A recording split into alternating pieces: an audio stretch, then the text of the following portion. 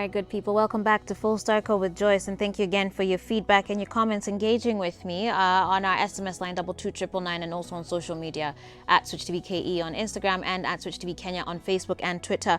Peterson Wahome Wambu, I see you. You say you're watching from Naivasha. Reggae Man Otao Jacob watching us from Outer Kajiado. Masi Waticha watching us from Nanyuki Runda Estate. Newton Mbien from Embu. I also have Sophie Starlin as well. Samuel Ngugi Kayole Naivasha present, you say. Shiku Mwaura watching us from Kanunga, Kiambu. Also have Mary Setia from Ongata, Rongai, and so many more of you guys. Asanteni sana for your feedback and your comments, tuning in and being a part of the show. I really do appreciate you as well. Medamo Wandundu, Sonny Gal Sonny from Kitale, Janet Mogaka from Nakuru, Dennis Tonke from Narok, Esther Thati from Mombasa as well. Asanteni sana nyote for all your feedback and your comments. Now we want to move on straight ahead into our next segment and look at our next change maker this Thursday. He goes by the name George Gashui, aka Porgy, commonly known as Porgy. Yes. And he's a co-founder of MOOC Africa. Karibu sana to the show. Thank you. Thank you for having me. It's good to see you here. It's good to have you. Now, George or Porgy is it Porgy or Porgy? Do you have to put some swag into it? For just Porgy, like Georgie Porgy, the Georgie old Porgy. school way. Yeah. Well, he has over 10 years experience in events and entertainment. He's received recognition and even an award in event management, and also has specialized in talent management of both artists and DJs. Wow, so you have quite the rep there. Yeah, I started young, which is a benefit and a curse, but straight after high school I got into events. Okay. Not straight after high school, straight after university. While I was in university, I started to work with my cousins who were DJs. Okay. It felt a little like a family plan. It's just like support my cousins who have this talent. Yeah. And we worked together for about 6 years. In those 6 years, we were able to kind of transform the DJ game a little bit from just a fun in the club thing to more of a business. Okay. You do see a lot more big name, successful DJs today. Back then, you couldn't go and tell your parents, I want to be a DJ. And they're like, usiku utakuwa tunaenda kwa club. So having done that and seen that, and then after that, I started working with artists and I managed artists here, Tanzania. And one of the big gaps that was happening as events was beginning is both for artists and the organizers, there was a lot of questions about the numbers. How are we going? Are we making money? Who are our audience? How do we start to build that? Yeah. And it was always a thing in the back. But the problem that actually came to give rise to MOOC is a different problem altogether. Okay. But my background did give me a lot of the skills to do the thing that I do You're now. now doing. Yeah. Interesting. And what did you study? I studied finance and information Look at systems. you. So Finance and information systems. Yeah. So it's okay to bridge out, because I think a lot of us, we really stressed out that we saw all this money on like university, all that stress for books, how many nights you didn't sleep. But I don't think it's a lost thing. I think university, whether you're doing your undergrad or graduate school, is not necessarily or just about the subject that you're studying, but the skills that you're building. correct. And your critical thinking. And I think for me, because this was a big fight with my dad, right? After finishing uni and you're like, okay, you've done a great degree, sounds good. All this banking is going on. Why don't you go work for a bank, set yourself up? And choosing to go into this route where I'm not even the DJ. So he's like, why are you just following these boys around, right? And that built something. But today I find I use a lot of my finance and information systems knowledge. Yeah. But it's not based on like my CV that I went with and I said, hey, I have this degree, let me work in this field. It has come around to help how we've built systems, how we work with people, how I plan my life. Right. Some of those skills came from that knowledge I have, but I can't say I've worked a desk job since I finished my university in my career. The So envy branching of out many. is super, super important. Try it. Yeah. I like what the guy said, try. Yeah. After you try, then let's see Live, how it love, goes. try it. I really like that slogan. That I was might a really good steal it slogan. for, We're all joining. We're all joining your I company. might steal that one, City Fan. But So you know what? As we talk about this, before we get into like just hearing a bit more about MOOC Africa, I'm still on this question of the way you've sort of adapted and reinvented yourself, and I want you to talk about it. You know, to the young people that are watching this show. What do you think has made you successful then today? That sure you have not, fully employed your degree in the way that might have been expected when you finished college. You've never worked a desk job, which people are scrambling to have, in employment. What would you attribute to your success then today? I'd say two things. One is believe in yourself. A lot of us don't believe in ourselves, right? You're like, I have this thing, but I don't know if I'm ready to do X. I don't know if I'm the right person to do this. Don't do that.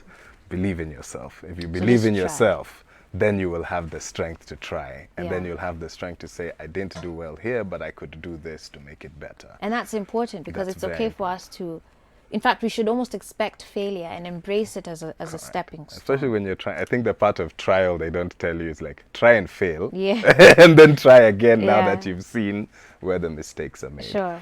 But also in everything you do, put 100% of yourself. So whether it's the thing you're trained to do or a new thing. So you find people who say, I want to become X. So right now I'm just working this thing to get there. But they're not working their 100% here because they're saving themselves for that future point. But if you are the best at this thing now, you'll realize, why do I even need to go and become a pilot when I could be like the best mechanic in the country? You never know which doors and which walls break open. So wherever you are, put in 100 of yourself. And when you put in 100 of yourself, 100 and something will come out. Nice. Yeah. You get a good return. You get a good return. Okay. Yeah. So MOOC, what exactly does MOOC stand for? Who came up with it? Who came up with the name? Well, the origin of the name is actually somewhere around the studio in South Sea. So a couple of years ago, people used to call money Mukwanja. Yes. And so MOOC is short for Mukwanja. And we were trying to get into a business. I have a business partner called Eric Thimba. And Thimba had just come out of employment. I had also just started transitioning out of this talent game. You're a musician, so you know, managing talent is not... We're not all like that. Yeah, it's not the easiest. I was trying to retire from this talent management business. And when I met Eric, he was trying to sell a physical product. Okay. So he had a product with him and he was trying to sell. So I think now even as I speak, I'm a really good support guy, right? So he came to me and he's like, yo, how do we sell this thing? I have this product, it's dope, it's out in the market, but I'm not getting the traction that I expected.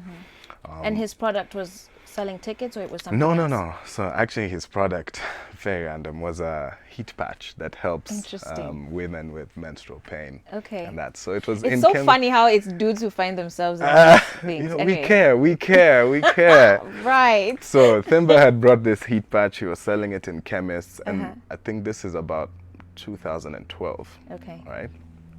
So we sit and we start saying the internet is ripe. People are online. We have so many friends on Facebook. A lot of them are female, so we could speak to them directly on Facebook. There's M-Pesa, so people can make payments.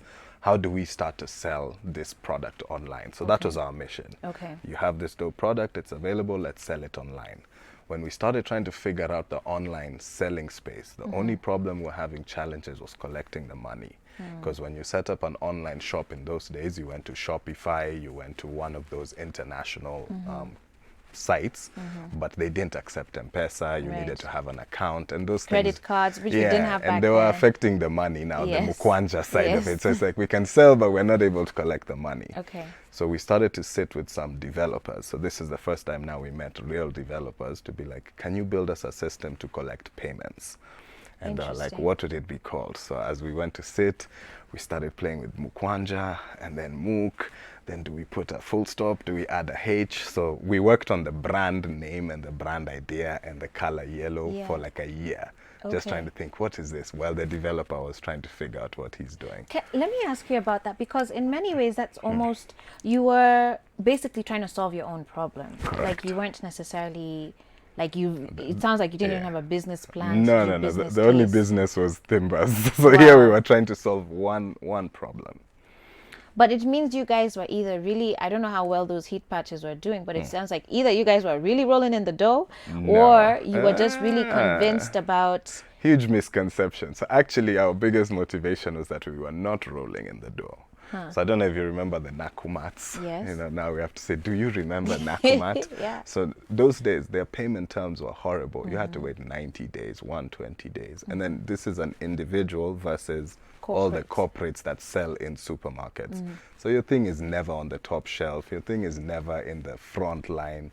And the struggle of that is actually why we were putting so much energy into moving online. So the same way guys would wake up and go on the streets to hustle, us we'd spend half the day sitting in my apartment just trying to see how would we do this. So we'd still go on Facebook, make little ads, and we were just trying to push this product. But that's quite an investment too, when you don't really know 100% if it's going to pay off. I mean, to hire the developer. So at that point, we got a developer who was our friend. Okay. The guy wasn't hired. So So this is our friend. He's going to become our business partner. So let's thingy. Okay. The only problem is we didn't anticipate it would take that long to build. So after a year, the guy gave Especially up. when you're dealing with friends. Exactly. So this friend of ours gave up. The guy was just no. like, guys, your thoughts are good, but I can't work on this for free anymore. Let me Okay. go get a job. Okay. So he still continues to develop, and we're left now with this cool name and a nice idea, but no platform. Okay.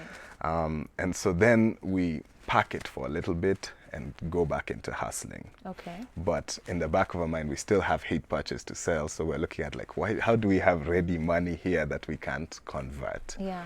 And long story short, we ended up now starting to re-seek people to come and work with us, because we're like, maybe if we spoke to some people about it and got validation. And at that point, we developed many ideas. So now we had MOOC, we had another sub idea, we had another one. And we pitched this to a friend of ours, another third friend. And he was like, this MOOC thing sounds very interesting.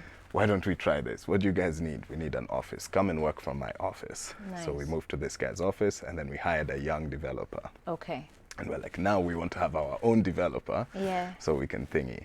And that was also a nightmare, because Thimba and I have no knowledge in coding and those things.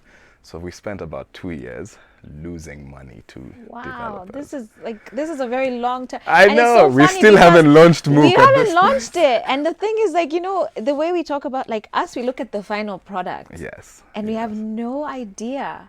The other day I was watching TD Jakes' he was here, Yeah. and he said a lot of times we see the end and you don't know the back The of process. it. So we went through so much doing this, and when we finally had a platform we could work with, we were done with the heat patches. Okay. Right? It had been 2.5 years. There was no more heat patches to sell. And so we started trying to think of what can we use this platform to do. Okay. And in Very the- funny. So the platform for which you developed, The- you developed it to sell a certain product. Now you're done with the product, but now you have now we have this the platform, and we're like, this thing, we've put so much energy into it, what else can we do? So we started to adapt. shop around, and we just sit with our friends like on a Friday and be like, guys, we have this idea, it's very dope. And one of them that we sat with one day was Mudhoni DQ. And Mudhoni does a festival, and she was starting a new version of the festival called Africa Nouveau. And we're like, why don't we try and do ticketing? Because for ticketing, all you need is people to go onto your website, click, buy. And we started trying to think of her now as us. If Mudhoni was us as the owner of the platform, what would you want it to do? Yeah. And so Mudhoni was our first client. It was a mess.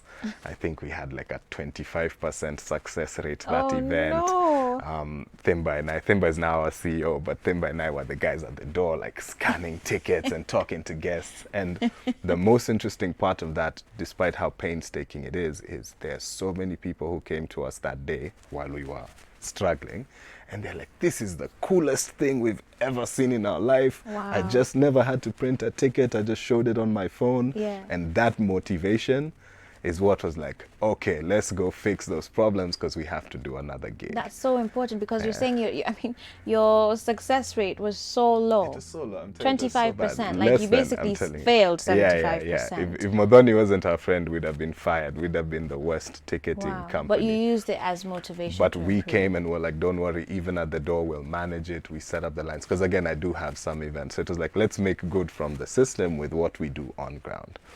The experience at that was so good that within a year after that, we had about 60 events use this platform. Yeah. Right? No marketing, no pitch, no introduction. It was people who would buy a ticket and say, how do I sell my ticket through This platform. fast forward, and 4 years later, we are now 60% of all the ticketing that's happening between Kenya, Uganda, and Rwanda is running through this platform. Look at you. Yeah. So big boss. so that's MOOC Africa. That's the Nice. current MOOC Africa. But where it started was not to solve all these problems. So now we Sure. have all these event clients across the region. Yeah, you who do are- events. There was a point where you're even doing music too, like selling, Correct. like it's an e-commerce site. But as we get ready to wrap up, unfortunately, our time is fast running. Just listening to this story, what would you say if someone was to ask you, if you were to walk into a room of young entrepreneurs today, young guys trying to also make it big, trying to discover their passion and figure out their next steps, what would be some of the key things that you would point out to them? Because from your story, I hear a lot about adapting, I hear about leveraging, I hear about using failure as a stepping stone. You guys, maybe you'll become a Damn, I university forgot this. lecturer at this point.